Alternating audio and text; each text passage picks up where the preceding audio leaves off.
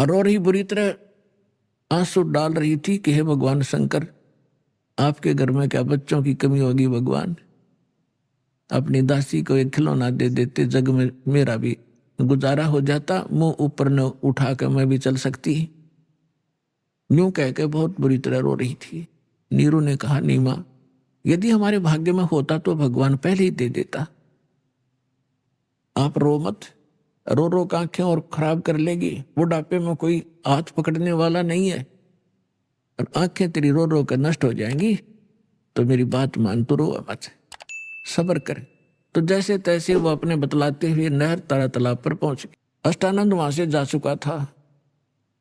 पहले नीमा ने स्नान किया, स्नान करके उस तालाब से बाहर आ गई। फिर नीरू स्नान करने के लिए प्रवेश किया। नीरू ने, अब नीमा ने फिर जो वस्त्र बांध कर वो स्नान क्रिया किया था उसको धोने के लिए पुनः किनारे पर गई। पति नहा रहा था। से जून का महीना, गर्मी का मौसम था। तो नीमा ने क्या देखा कि एक कमल के फूल पर कोई वस्तु हिल रही है, पैर हिला रही। परमात्मा बालक शिशु रूप धारण करके और कमल के फूल पर विराजमान हुए और एक पैर को हिला रहे थे, एक पैर को हाथ में पकड़े हुए थे। नीमा ने सोचा, आइडिया सा लगाया कि कहीं सर्प ना हो।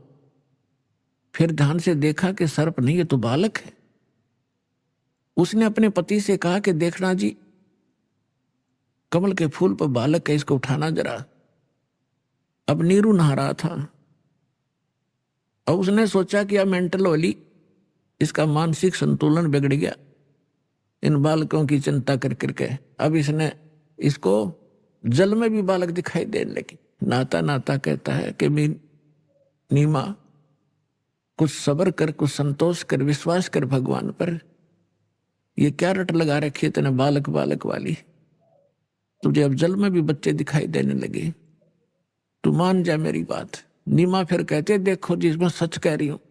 अब उसने एक विशेष कसक के साथ कहा, जिधर संकेत हाथ का करे थी उधर नजर गई स्नान करते करते नीरू की। उसने उससे थोड़ी दूरी पर था, उसने देखा सचमुच ही तो बालक है। कमल के फूल समेत तोड़कर अपनी पत्नी को थमा दिया। अपने आत्मा, जिस परमात्मा के लिए हम भटक रहे, जिसकी चर्चा करने से भी रोम रोम करना जाते हैं, और वो परमात्मा उस माई की गोदी में है, उसको कैसा सुख हुआ होगा, उसको कैसा महसूस हुआ होगा, उसका वर्णन किसी शब्दों में नहीं किया जा सकता।